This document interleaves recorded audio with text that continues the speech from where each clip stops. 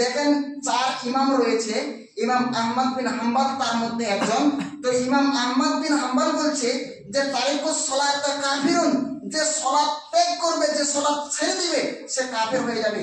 তারপর এবার সব কাফেরের কিন্তু এবার ভাগ রয়েছে, সব কাফের কিন্তু সব কুফরিতে ইসলাম থেকে বের হয়ে যাবে না, কিন্তু ইমাম আহমদ বিন হাম্বল যে কাফেরের কথা বলছে সেটা দ্বীন ইসলাম থেকে বের হয়ে যাবে। তিনি বলছেন কুফরুন মাখরাজান মিনাল মিল্লাতি, সে এমন কাফেরে পরিণত হবে যে দ্বীন ইসলাম জামাত থেকেই সে বের হয়ে যাবে। তাহলে কেউ যদি সালাত ত্যাগ করে, ইমাম আহমদ বিন হাম্বল বলছে যে সে কাফের হয়ে যাবে, আর এমন কাফের পরিণত হবে যে সে দ্বীন ইসলাম থেকে বের হয়ে যাবে। সম্মানিত উপস্থিতি, তাহলে তারপর বলছেন শুধু এটুকুই বলেনি, তারপর বলছেন ইয়াকতুলু, তাকে কাতাল করা হবে, তাকে হত্যা করা হবে।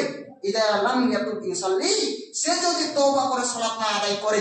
তার মানে কেউ যদি সালাত ছেড়ে দেয় তাহলে সে ব্যক্তি কাফের হয়ে যাবে, আর এমন কাফেরে পরিণত হবে যে সে দ্বীন ইসলাম থেকে বের হয়ে যাবে, তার ইসলাম ধর্মের মধ্যে কোনো স্থান নেই, সে ইসলাম ধর্ম থেকে বের হয়ে যাবে।